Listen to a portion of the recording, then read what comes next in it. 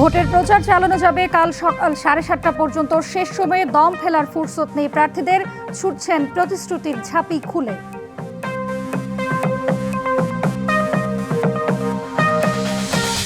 ক্ষমতায় গেলে সব চ্যালেঞ্জ অতিক্রম করে নিরাপদ বাংলাদেশ গড়বে বিএনপি। দেশকে এগিয়ে নিতে ধানের শীষে ভোট চাইলেন তারেক রহমান।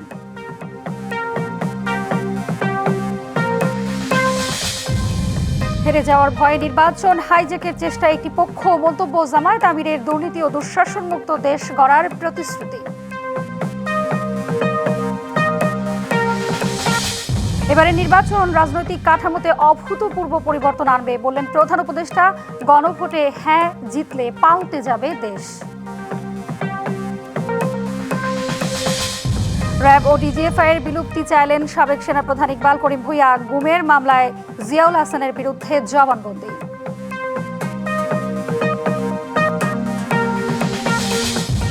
এবং দুর্নীতির অভিযোগে অনুসন্ধানের মধ্যেই সরানো হলো ঢাকা উত্তর সিটির প্রশাসক এজাজকে। নতুন দায়িত্বে সুরাইয়া আক্তার জাহান। দেখছিলেন নাসির সিনটেক্স গ্রুপ সংবাদ শিরোনাম। এবারে জানাবো খবরের বিস্তারিত, সাথে রয়েছি আমি হাবিবা আফরোজ। শেষ সময়ে প্রচারণা মানেই বাড়তি উত্তেজনা আর চাপ।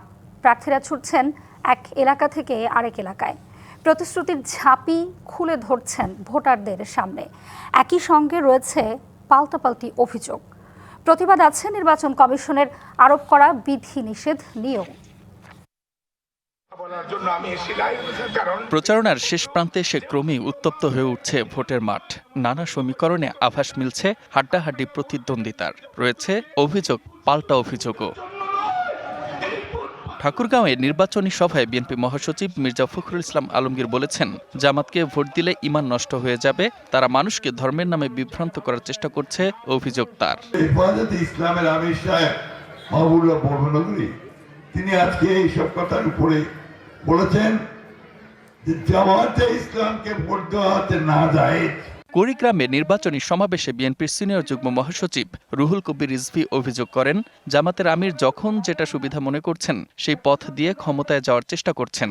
আপনি আমির সাহেব, আপনাকে দেখছি আপনি যখন যেটা সুবিধা মনে করছেন, কোন পথ দিয়ে, কোন রাস্তা দিয়ে, কোন গলি দিয়ে ঢুকলে পরে ক্ষমতায় যাওয়া যাবে, এর জন্য আপনি দিন রাত কাজ করছে। নোয়াখালী দ্বীপ উপজেলা হাতিয়ায় এবারে নির্বাচনে লড়ছেন 10 প্রার্থী। এর মধ্যে শক্ত অবস্থানে বিএনপি ও 11 দলীয় জোটের প্রার্থী। যারা স্বাধীনতা বিরোধী শক্তি নির্বাচন বানচাল করার ষড়যন্ত্র করতেছে, তারা একটা পরিস্থিতি ঘোলাটে করার চেষ্টা করতেছে।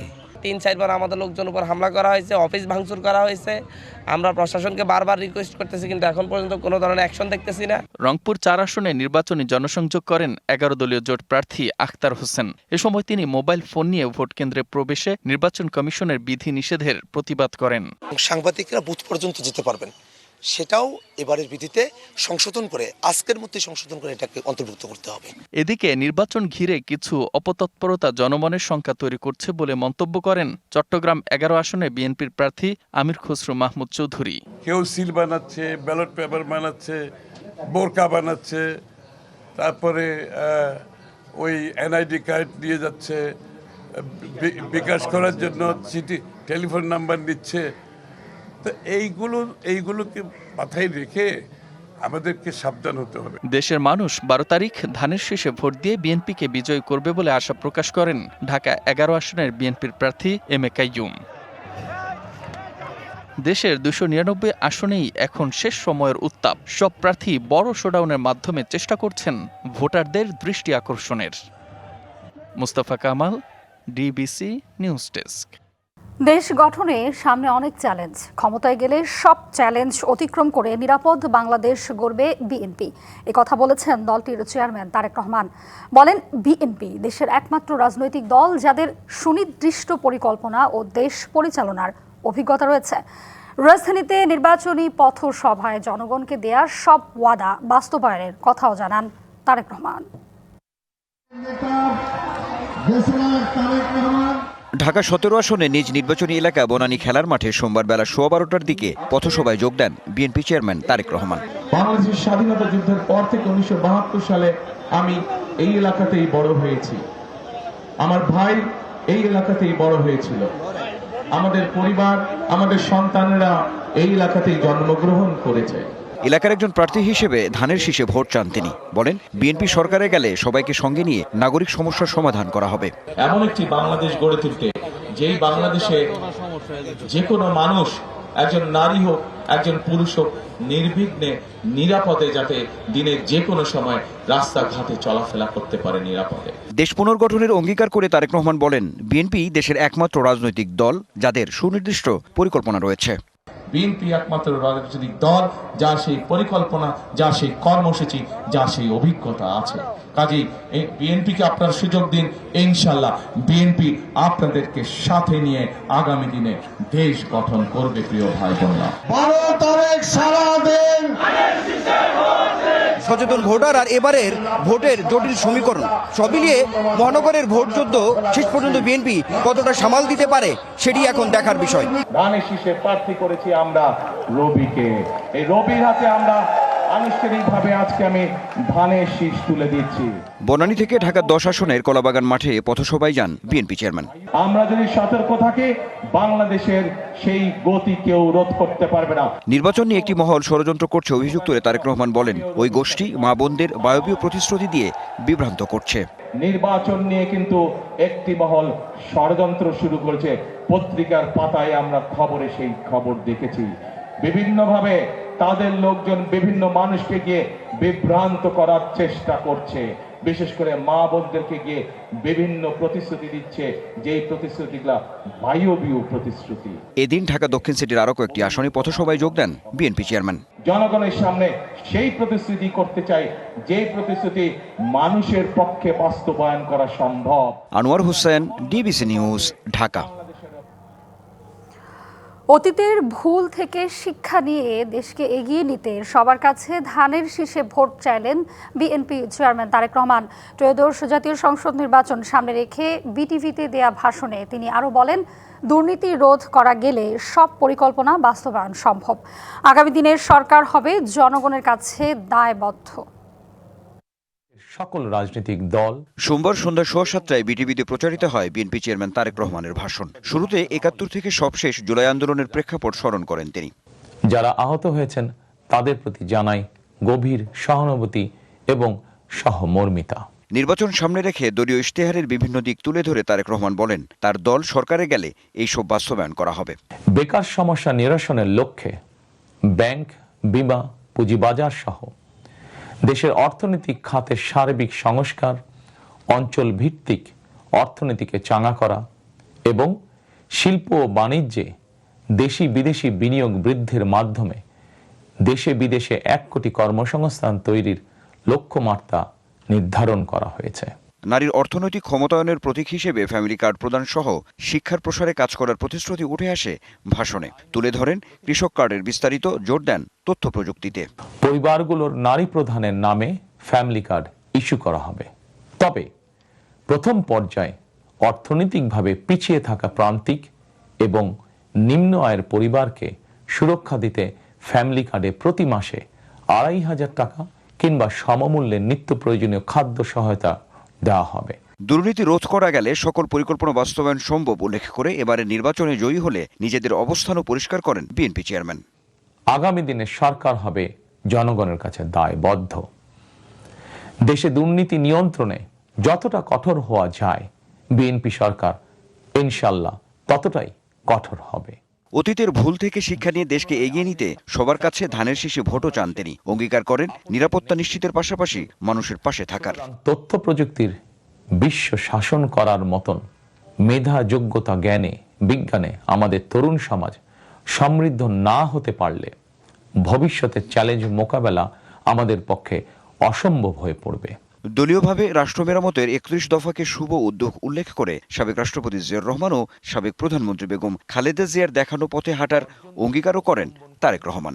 বর্তমান এবং ভবিষ্যৎ প্রজন্মের জন্য একটি নিরাপদ বাংলাদেশ গঠনের জন্য আগামী ১২ই ফেব্রুয়ারি জাতীয় নির্বাচনে আবারও আমি আপনাদের সমর্থন চাই। Anwar Hossain, DBC news, Dhaka. হেরে যাওয়ার ভয়ে একটি পক্ষ নির্বাচন হাইজ্যাকের চেষ্টা করছে, এমন অভিযোগ করলেন জামায়াতে ইসলামীর আমির ডাক্তার শফিকুর রহমান। ভোটের সময় মোবাইল ফোনের ব্যবহার নিয়ে নির্বাচন কমিশনের সিদ্ধান্তের সমালোচনা করে এনসিপির আহ্বায়ক নাহিদ ইসলাম বলেন, সন্ধ্যার মধ্যে মত না পাল্টালে কমিশন ঘেরাও করা হবে। রাজধানীর মোহাম্মদপুর ঈদগাহ মাঠে ১১ দলীয় জোটের নির্বাচনী জনসভা। শেষ দিনের সভা ঘিরে নিশ্চিত করা হয় জোর নিরাপত্তা। অংশ নেন জামায়াতের আমির সহ ১১ দলের শীর্ষ নেতারা। ১১ দলের প্রার্থী বাংলাদেশ খেলাফত মজলিসের আমির। সকাল থেকেই সমাবেশী স্থলে ভিড় করেন ১১ দলের নেতাকর্মী সমর্থকরা। ভোটের স্লোগানে মুখর করে রাখেন চারিদিক। সভায় এনসিপির আহ্বায়ক নাহিদ ইসলাম মোবাইল ফোন নিয়ে নির্বাচন কমিশনের অবস্থানের কঠোর সমালোচনা করেন। ইলেকশন কমিশন একটা বিজ্ঞপ্তি দিয়ে বলেছে ভোট কেন্দ্রের ৪০০ গজের আওতায় নাকি মোবাইল নিয়ে ঢুকতে পারবে না। কার প্ল্যান, কার পরিকল্পনা মোতাবেক ইলেকশন কমিশন কাজ করছে এটা জনগণের সামনে স্পষ্ট হচ্ছে। নির্বাচন নিয়ে যে কোনো ষড়যন্ত্র রুখে দেওয়ার হুঁশিয়ারি দেন জামায়াতের আমির। সরকারের কিছু আমলা, কিছু সচিব, কিছু অসৎ লোক এখনো দলবাজি করছেন, বিভিন্ন জায়গায় বিভিন্ন ক্যান্ডিডেটকে জিতিয়ে আনার চেষ্টা করছেন। মনে রাখবেন, ক্ষমা বারবার পাবেন না। অপরাধ করে অতীতে ক্ষমা পেয়েছেন, আগামীতে সেই ক্ষমা করা হবে না। নির্বাচন হাইজ্যাক করার চেষ্টা চলছে বলেও মন্তব্য করেন ডাক্তার শফিকুর রহমান। একটা পক্ষ, একটা মহল নির্বাচনে হেরে যাওয়ার ভয়ে তারা একবারেই হতাশ হয়ে পড়েছে এবং হতাশা থেকে তারা এখন চূড়াই পথে নির্বাচনকে হাইজ্যাক করার চিন্তা করছে। গুন্ডাদেরকে লেলিয়ে দেওয়া হচ্ছে, অস্ত্রের ভান্ডার গড়ে তোলা হয়েছে, ভোট কেন্দ্র অন্যায়ভাবে দখল করে মানুষের ভোট কেড়ে নেওয়ার পায়তারা করা হচ্ছে। নির্বাচনী সভায় সভাপতিত্ব করেন বাংলাদেশ খেলাফত মজলিসের আমির মাওলানা মামুনুল হক। আগামীর রাষ্ট্র পরিচালনায় যুবকদের প্রাধান্য, কর্মক্ষেত্রে নারীর অধিকার নিশ্চিত করা সহ সমাজ থেকে সন্ত্রাস ও চাঁদাবাজ দূর করতে চায় বাংলাদেশ জামায়াত ইসলামী। Hasan Al Mamun, DBC news, Dhaka. নির্বাচন সামনে রেখে জামায়াত ইসলামী যেসব অঙ্গীকার করেছে, সেসব স্বপ্ন দেখিয়েছে তা বিশ্বাস করে দাঁড়িপাল্লা মার্কায় ভোট দেওয়ার আহ্বান জানিয়েছেন দলটির আমির ডাক্তার শফিকুর রহমান। জাতীয় নির্বাচন সামনে রেখে বিটিভিতে দেয়া ভাষণে তিনি এক আহ্বান জানান। অঙ্গীকার করেন, ক্ষমতায় গেলে দুর্নীতি ও দুঃশাসন দূর করার প্রথম দিন থেকেই শুরু হবে পরিকল্পনা বাস্তবায়ন। মানবিক উন্নত দেশ গড়ার জন্য দলমত নির্বিশেষে সকলের মান, ইজ্জত, অধিকারের সুরক্ষা দিব ইনশাআল্লাহ। আমরা এমন এক দেশ গড়ার প্রতিশ্রুতি দিচ্ছি যেখানে কোনো মা, বোনকে, মেয়েকে নিরাপত্তাহীনতায় ভুগতে হবে না। সমালোচনা ও আপত্তির মুখে ভোট কেন্দ্রে মোবাইল ফোন নেয়ার ক্ষেত্রে দেয়া নিষেধাজ্ঞা থেকে সরে আসার কথা জানিয়েছেন নির্বাচন কমিশন। আগের নির্দেশনার একদিন বাদে সোমবার রাতে ইসি সচিব আক্তার আহমেদ বলেন, ভোটার প্রার্থী, নির্বাচনী এজেন্ট, সাংবাদিক ও পর্যবেক্ষকরা মোবাইল ফোন সঙ্গে নিয়ে ভোট কেন্দ্রে প্রবেশ করতে পারবেন, তবে গোপন কক্ষের ছবি তুলতে পারবেন না। বিষয়টি পরিষ্কার করতেই পরিপত্র সংশোধন করা হচ্ছে। ভোট কেন্দ্রে ৪০০ গজের মধ্যে মোবাইল ফোন নিয়ে যাওয়া যাবে না। রবিবার নির্বাচন কমিশনের এমন নির্দেশনায় সামাজিক যোগাযোগ মাধ্যমের পাশাপাশি বিভিন্ন রাজনৈতিক দল ও সাংবাদিক সংগঠন থেকে তীব্র প্রতিক্রিয়া আসে।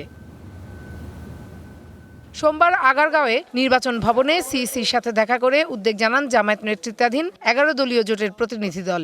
ইসির সিদ্ধান্তের সমালোচনা করেন ডাকসুর ভিপি। নির্বাচন কমিশন এই যে মোবাইল ফোনের মতো হঠাৎ করে একটা সিদ্ধান্ত, এই ধরনের সারপ্রাইজ ডিসিশন যাতে আমাদেরকে না দেন, যাতে করে নির্বাচনের আগে পরিবেশ কোনোভাবেই খারাপের দিকে না যায়। কারণ এই মোবাইল ফোনের ডিসিশনটার ভিত্তিতে আপনারা ইতিমধ্যে জানেন যে আমাদের ১১ দলীয় জোটের পক্ষ থেকে আমরা ঘেরাওয়ের মতো একটা সিদ্ধান্তের দিকেও উপনীত হয়েছিলাম। এইভাবে জনমনে একটা অস্বস্তিকর অবস্থা তৈরি করছেন। আইন শৃঙ্খলা পরিস্থিতির এতে স্বাভাবিকভাবে ডিটোরেট হবে গিয়ে উনি এমন কথা বলতে পারেন না যে এটা জনগণের জনপ্রত্যাশার বিপরীতে যায়। এটা সম্পূর্ণ একটা অগণতান্ত্রিক সিদ্ধান্ত এবং স্বৈরতান্ত্রিক সিদ্ধান্ত।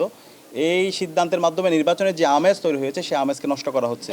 নির্বাচন এটা তো একটা উৎসবের জিনিস। আমরা ভোট কেন্দ্রে যাব, ভোট কেন্দ্রে আমাদের পছন্দের প্রার্থীকে আমরা ভোট দেব, এটাকে নিয়ে উৎসব করব। এদিকে মোবাইল ফোনের ব্যবহার নিষিদ্ধের বিষয় থেকে সরে আসতে ইসির প্রতি আহ্বান জানিয়েছে টিআইবি ও সাংবাদিকদের কয়েকটি সংগঠন। পরে ভোট কেন্দ্রের ৪০০ গজের মধ্যে ফোন ব্যবহারের নিষেধাজ্ঞা প্রত্যাহারের কথা জানায় ইসি। এদিকে 10ই ফেব্রুয়ারি সকাল 7টা থেকে 14ই ফেব্রুয়ারি বিকেল 4:30 পর্যন্ত নির্বাচনী এলাকায় কোনো প্রকার জনসভা, মিছিল ও শোভাযাত্রা করা যাবে না বলে জানিয়েছে EC. Farhana Juthi, DBC news, Dhaka. রাজধানী ঢাকার 37টি ভোট কেন্দ্র ঝুঁকিপূর্ণ হিসেবে চিহ্নিত করা হয়েছে, তবে নির্বাচনকালীন সময়ে নিরাপত্তার কোনো হুমকি নেই, এমনটি জানিয়ে ডিএমপি কমিশনার বলেছেন এবার নির্বাচনে পুলিশকে কেউ হাতিয়ার হিসেবে ব্যবহার করতে পারবে না। এদিকে সারা দেশে 5 লাখেরও বেশি আনসার ভিডিপির সদস্য নির্বাচনী কাজে মোতায়েন থাকবেন। ঢাকার নির্বাচন প্রস্তুতিকালীন এক সমাবেশে এই তথ্য জানানো হয়। ত্রয়োদশ জাতীয় সংসদ নির্বাচন সামনে রেখে ঢাকা মেট্রোপলিটন পুলিশের নিরাপত্তা পরিকল্পনা সংক্রান্ত এই সংবাদ সম্মেলন বহুল প্রতীক্ষিত ত্রয়োদশ জাতীয় সংসদ নির্বাচন সোমবার দুপুরে ডিএমপির মিডিয়া সেন্টারে সাংবাদিকদের মুখোমুখি হন ডিএমপি কমিশনার শেখ মোহাম্মদ সাজ্জাদ আলী। কথা বলেন নির্বাচনকালীন নিরাপত্তা ও সমসাময়িক ঘটনা নিয়ে। কোনো থ্রেট নাই, পরিবেশ দেখতেছেন না, স্বাভাবিক সময়ের চেয়ে ভালো পরিবেশ চলতেছে। অতীতে নির্বাচনে পুলিশকে যেভাবে ব্যবহার করা হয়েছে সেই কালিমামুক্ত হয়ে জাতিকে একটি অর্থবহ ও সর্বজন গ্রহণযোগ্য নির্বাচন উপহার দিতে আমরা প্রতিশ্রুতিবদ্ধ। গেল শুক্রবার প্রধান উপদেষ্টার বাসভবন এলাকায় ইনকিলাব মঞ্চের নেতাকর্মীদের সঙ্গে আইন শৃঙ্খলা বাহিনীর সংঘর্ষের ঘটনা নিয়েও কথা বলেন ডিএমপি কমিশনার। জানান গুরুত্বপূর্ণ এলাকায় কর্মসূচির বিষয়ে কোনো ছাড় নয়। যেখানে আমার 144 দ্বারা সভা সমাবেশ নিষিদ্ধ আছে, সেখানে এসে আপনার যদি আন্দোলনকারীরা এই ধরনের কর্মকাণ্ড করে তাহলে কি পুলিশ কমিশনার বসে থাকার কোনো সুযোগ আছে কিনা? এদিকে নির্বাচনে নিরপেক্ষ ও সাহসিকতার সঙ্গে দায়িত্ব পালনে আনসার বাহিনীর প্রতি আহ্বান জানিয়েছেন বাহিনীটির মহাপরিচালক। এই নির্বাচনের দিকে চাতকের মতো তাকিয়ে আছে আমাদের, যাদের অনেকেই আছে যারা অনেক দিন প্রথম ভোট প্লাস অনেকদিন ভোট দেয় না, সো দুইটারই আমেজ একই রকম হয়ে গেছে। আমাদেরকে সে আকাঙ্ক্ষাকে হারিয়ে যেতে দেওয়া যাবে না, সে আকাঙ্ক্ষাকে নিশ্চিত করতে হবে। সেই নিশ্চয়তার জন্য আমাদের উপরে এই মহা গুরু দায়িত্ব আপনাদের সকলের কাঁধে দেওয়া হয়েছে। এবারে নির্বাচনে সারা দেশে 5,56,127 জন আনসার ভিডিপি সদস্যরা দায়িত্ব পালন করবেন। আপনি যেন নিজে স্বপ্রণোদিত হয়ে দেশ সেবার শপথ দিয়ে এই ডিউটি করেন। Farhaduzzaman, DBC news, Dhaka. এবারে নির্বাচন রাজনৈতিক কাঠামোতে অভূতপূর্ব পরিবর্তন আনবে বলে মন্তব্য করেছেন প্রধান উপদেষ্টা ডক্টর মোহাম্মদ ইউনূস। ত্রয়োদশ জাতীয় সংসদ নির্বাচন সামনে রেখে সোমবার উপদেষ্টা পরিষদের বিশেষ বৈঠকে এ কথা বলেন তিনি। ডক্টর ইউনূস বলেন, গণভোটে হ্যাঁ ভোট জিতলে পাল্টে যাবে দেশ, আর অপশাসন ফিরবে না। পরে ফরেন সার্ভিস একাডেমিতে ব্রিফিংয়ে এ নিয়ে কথা বলেন প্রধান উপদেষ্টার প্রেস সচিব শফিকুল আলম। আওয়ামী লীগের জনসমর্থন নেই মন্তব্য করে তিনি বলেন, তারা নির্বাচন প্রতিহত করতে পারবে না। এছাড়া অন্তর্বর্তী সরকারের কোনো ব্যর্থতা নেই দাবি করেন প্রেস সচিব। আগে নির্বাচনগুলো কিভাবে হতো সেগুলো বলেছেন যে এগুলো নির্বাচন না এক ধরনের মোকারি হতো, যে এবারের নির্বাচন সুষ্ঠু এবং শান্তিপূর্ণ হবে। উনি বলেছেন নির্বাচন রাজনৈতিক কাঠামোর মধ্যে একটা অভূতপূর্ব চেঞ্জ নিয়ে আসবে, নির্বাচন এবং রেফারেন্ডাম। ইন্ডিয়ান পত্রিকার খালি দেখবেন যে তারা বলেন যে আওয়ামী লীগ বড় পার্টি, আওয়ামী লীগের সাপোর্টটা কই? নির্বাচন প্রতিহত করার আমি তো কোনো দেখি না, একটা মিছিল ডাকলে কোনো লোক হয় না। ত্রয়োদশ জাতীয় সংসদ নির্বাচনে দেশের প্রায় 66.3% ভোটার বিএনপিকে ভোট দিতে চায়। বিএনপির চেয়ারম্যান তারেক রহমানকে আগামীতে প্রধানমন্ত্রী হিসেবে দেখতে চেয়ে মত দিয়েছেন সর্বাধিক 68% উত্তরদাতা। আর 11.9% ভোটারের সমর্থন নিয়ে দ্বিতীয় অবস্থানে রয়েছে জামায়াতে ইসলামী এবং জাতীয় নাগরিক পার্টি এনসিপির প্রতি সমর্থন 1.7% ভোটারের। বেসরকারি সংস্থা এমিনেন্স অ্যাসোসিয়েটস ফর সোশ্যাল ডেভেলপমেন্টের EASDর এক জনমত জরিপে উঠে এসেছে এই তথ্য। সোমবার বিকেলে রাজধানীর ফার্মগেটে কেআইবি মিলনায়তনে ত্রয়োদশ সংসদ নির্বাচন ও গণভোট সামনে রেখে এই জরিপের ফল প্রকাশ করা হয়। এই জরিপে অংশগ্রহণকারীদের মাঝে দেশের পরবর্তী প্রধানমন্ত্রী হিসেবে তারেক রহমানকে সমর্থন করেছে সর্বাধিক 68% উত্তরদাতা। অন্যদিকে জামায়াত আমির ডাক্তার শফিকুর রহমানের পক্ষে মত দিয়েছেন 14% এবং এনসিপির আহ্বায়ক নাহিদ ইসলামের পক্ষে মত দিয়েছেন 2% উত্তরদাতা। EASDর এই জরিপে দেশের 300 সংসদীয় আসন থেকে সশরীরে মোট 41,500 জনের মতামত নেওয়া হয়েছে। জরিপ কার্যক্রম চলবে 18 জানুয়ারি থেকে 31 জানুয়ারি পর্যন্ত।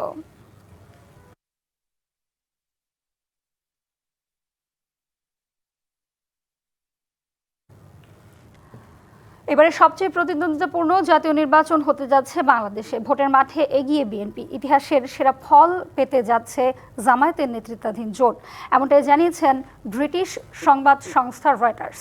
বাংলাদেশের ভবিষ্যৎ স্থিতিশীলতা, অর্থনীতি ও আঞ্চলিক কূটনীতিতে বড় প্রভাব ফেলতে পারবে বলেও প্রতিবেদনে উল্লেখ করা হয়। প্রথমবার সক্রিয় প্রতিদ্বন্দ্বিতামূলক রাজনীতিতে বড় ভূমিকা রাখছে জেনারেশন জেড।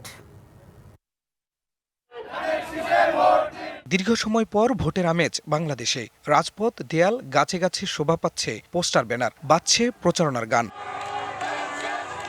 এক সময় যেখানে আওয়ামী লীগের নৌকা প্রতীক ছিল সর্বত্র, এবার বদলে গেছে সেই দৃশ্যপট। শেখ হাসিনার টানা 15 বছরের শাসনের অবসানের পর এই নির্বাচন ঘিরে তৈরি হয়েছে নতুন প্রত্যাশা। রয়টার্সের প্রতিবেদনে বলা হয়, আওয়ামী লীগ নিষিদ্ধ থাকায় এবারের নির্বাচনে মূল প্রতিদ্বন্দ্বিতা হবে বিএনপি ও জামায়াত নেতৃত্বাধীন জোটের মধ্যে। তরুণদের নেতৃত্বে গঠিত নতুন দল এনসিপি জামায়াতের সঙ্গে জোট বেঁধেছে। 300 আসনে 292টিতে প্রার্থী দিয়েছে বিএনপি। দলটির চেয়ারম্যান তারেক রহমান জানিয়েছেন, সরকার গঠনের মতো সংখ্যাগরিষ্ঠতা পাওয়ার ব্যাপারে তারা আশাবাদী। বিশ্লেষকদের মতে বিএনপি এগিয়ে থাকলেও জামায়াত নেতৃত্বাধীন জোট দিতে পারে বড় চমক। আমরা আশাবাদী 13 তারিখ থেকে বাংলাদেশের চিত্র পাল্টে যাবে ইনশাআল্লাহ। এবারের নির্বাচনে সবচেয়ে বড় ফ্যাক্টর জেনারেশন জেড। মোট ভোটের প্রায় 1/4 18 থেকে 30 বছর বয়সী ভোটার। আঞ্চলিক রাজনীতিতেও নির্বাচনের ফলাফল প্রভাব ফেলবে বলে প্রতিবেদনে উল্লেখ করা হয়। শেখ হাসিনার পতনের পর চীনের প্রভাব বাড়ছে বলে মনে করছেন বিশ্লেষকরা। অন্যদিকে জামায়াত নেতৃত্বাধীন সরকার এলে পাকিস্তানের সঙ্গে সম্পর্ক ঘনিষ্ঠ হতে পারে, এমন ধারণাও জোরালো হচ্ছে। ফলাফল যাই হোক, এই নির্বাচনই ঠিক করে দেবে বাংলাদেশের আগামী দিনের রাজনীতি, অর্থনীতি ও কূটনীতির দিক নির্দেশনা। কোনদিনই সেই দলকে সমর্থন করবে না। খান মোহাম্মদ মুকুল, ডিবিসি নিউজ ডেস্ক। দেশ জুড়ে বইছে নির্বাচনের জোর হাওয়া। 12 ফেব্রুয়ারি হবে ত্রয়োদশ জাতীয় সংসদ নির্বাচনের ভোট গ্রহণ। এ নিয়ে কি ভাবছেন সাধারণ মানুষ থেকে শুরু করে আগামীর জনপ্রতিনিধিরা? সে কথাই জানাতে ডিবিসি নিউজের ইলেকশন এক্সপ্রেস ছুটে যাচ্ছে সব সংসদীয় আসনে। সোমবার সারাদিন ছিল সংসদীয় আসন 263 ও 277, চাঁদপুর 4 ও লক্ষ্মীপুর 4-এ। সিএসআরএম ডিবিসি ইলেকশন এক্সপ্রেস আছে লক্ষ্মীপুর জেলায়। আমি ইসলামী আন্দোলনের কেন্দ্রীয় উপদেষ্টা। আমার রাজনীতি গোটা দেশের জন্য, গোটা দেশ ভুল পথে চলতেছে। বিশেষ করে সবচাইতে বড় সমস্যা হলো ঘুষ এবং দুর্নীতি। এই ঘুষ এবং দুর্নীতির বিরুদ্ধে কথা বলার জন্য, আওয়াজ তোলার জন্যই আমি সংসদে যাওয়ার ইরাদা করছি। নারীদের ব্যাপারে যে ভীতিভাব জামায়াত ইসলামীর ব্যাপারে, এখন আর এই ভীতিভাবটা নাই। কারণ জামায়াত ইসলামী একটা পরীক্ষিত দল হিসাবে এই দেশের আম জনগণের কাছে, জনগণ থেকে তারা সার্টিফিকেট অলরেডি পেয়ে গেছে।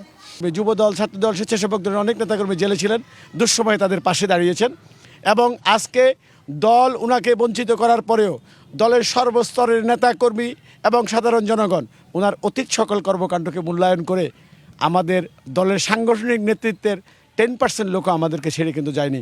স্বতন্ত্র প্রার্থী আলহাজি হান্নান সাহেবের পক্ষে, চিংড়ি প্রতীকের পক্ষে তথা ফরিদগঞ্জ উন্নয়নের পক্ষে কিন্তু তারা এখনও আমাদের সাথেই আছেন। ইয়াং জেনারেশন যেটা কি এখন মাদক আক্রান্ত অনেক হয়ে গেছে ফরিদগঞ্জ, তো তার জন্য আমার মনে হয় আমাদের এডুকেশন সিস্টেম এটা একটা ফল্ট, যে একটা এই যে মাদক বিরোধী, যে ছোটোকাল থেকে হাই স্কুল থেকে শুরু করবে, আর ইভেন মিডল স্কুল বয়স 14 থেকে শুরু করবে, কেন মাদক দিয়ে কিভাবে সমাজ থেকে দূরে হয়ে যেতে পারে, কিভাবে হার্মফুল, এগুলো আমরা ঠিক করে আমাদের এডুকেশন সিস্টেমে ঢুকাই নাই, যেটা মাদকের যে প্রপার এডুকেশনটা, কারণ এটা একটা ট্যাবু, এটা নিয়ে কেউ কথা বলতে চায় না। আমার এখানে ফুলুয়া নদীর সংস্কার, আমার নেতা তারেক রহমানের পরিকল্পনা হলো সারা বাংলাদেশে 1,86,000 কিলোমিটার খাল খনন করা হবে। কিভাবে করা হবে তার পরিকল্পনা আছে। আমার দরকার মাত্র 31 কিলোমিটার টেকসই বেড়িবাঁধ, সেটার কাজ ইনশাল্লাহ দ্রুত হয়ে যাবে। মাদকের বিরুদ্ধে আমাদের জিরো টলারেন্স। র্যাব ও ডিজিএফআই বিলুপ্তি চেয়েছেন সাবেক সেনাপ্রধান ইকবাল করিম ভূঁইয়া। গুমের মামলায় সাবেক সেনা কর্মকর্তা জিয়াউল হাসানের বিরুদ্ধে সাক্ষ্যের জবানবন্দিতে এমন মত দেন তিনি। দ্বিতীয় দিনের সাক্ষ্য শেষে জেরার জন্য 18 ফেব্রুয়ারি দিন ধার্য করা হয়েছে। সাক্ষ্যের জবানবন্দিতে ইকবাল করিম ভুইয়া বলেন, র্যাব বিলুপ্ত করতে চেয়েও সাবেক প্রধানমন্ত্রী শেখ হাসিনার কারণে পারা যায়নি। বলেন, আয়নাঘরের মতন অপসংস্কৃতি জন্ম দেওয়ার পর বৈধতা হারিয়েছে ডিজিএফআই। পরে গণমাধ্যমকে চিফ প্রসিকিউটর তাজুল ইসলাম বলেন, এই বিচারের মাধ্যমে সেনাবাহিনীর আত্মশুদ্ধি হবে, মুছে যাবে কলঙ্ক। ডিজিএফআই এবং র্যাবের দায় সেনাপ্রধানের উপরে আসে না এবং সেনাবাহিনী থেকেও তাদেরকে কোনো নির্দেশনা দেয়া হয় না বলেও জানান তাজুল ইসলাম। র্যাব এবং ডিজিএফআই দুটো সংস্থা তাদের কর্মকাণ্ডের কারণে যেভাবে বিতর্কিত হয়েছে, আয়নাঘরের মতো একটা বিভৎস সংস্কৃতি তারা চালু করেছে, র্যাব মানুষ হত্যা করে যেভাবে দুর্নাম কামিয়েছে, এই দুটো সংস্থার বিলুপ্ত হয়ে নতুন কোনো বাহিনী গঠন হওয়া উচিত। কারণ এই কলঙ্কের দায় নিয়ে এই বাহিনী দুটো বেশি দূর অগ্রসর হতে পারবে না। ঢাকা উত্তর সিটি কর্পোরেশনের প্রশাসক মোহাম্মদ এজাজকে সরিয়ে স্থানীয় সরকার বিভাগের অতিরিক্ত সচিব সুরাইয়া আক্তার জাহানকে সংস্থাটির প্রশাসকের দায়িত্ব দেওয়া হয়েছে। সকালে স্থানীয় সরকার পল্লী উন্নয়ন ও সমবায় মন্ত্রণালয়ের যুগ্ম সচিব মাহবুবা আইরিন স্বাক্ষরিত প্রজ্ঞাপনে এই সিদ্ধান্ত জানানো হয়। এতে বলা হয়, নিয়োগকৃত প্রশাসক সুরাইয়া আক্তার জাহান ঢাকা উত্তর সিটি কর্পোরেশনের মেয়রের ক্ষমতা প্রয়োগ ও দায়িত্ব পালন করবেন। তিনি নিজের বর্তমান পদের পাশাপাশি অতিরিক্ত দায়িত্ব হিসেবে এই নতুন দায়িত্ব পালন করবেন। সংবাদ এই ছিল এখনকার মতন। ডিবিসি নিউজের সংবাদগুলো পড়তে ভিজিট করুন dbcnews.tv আর ভিজিট করুন ডিবিসি নিউজের ফেসবুক পেজ এবং ইউটিউব চ্যানেলে। ডিবিসির সঙ্গে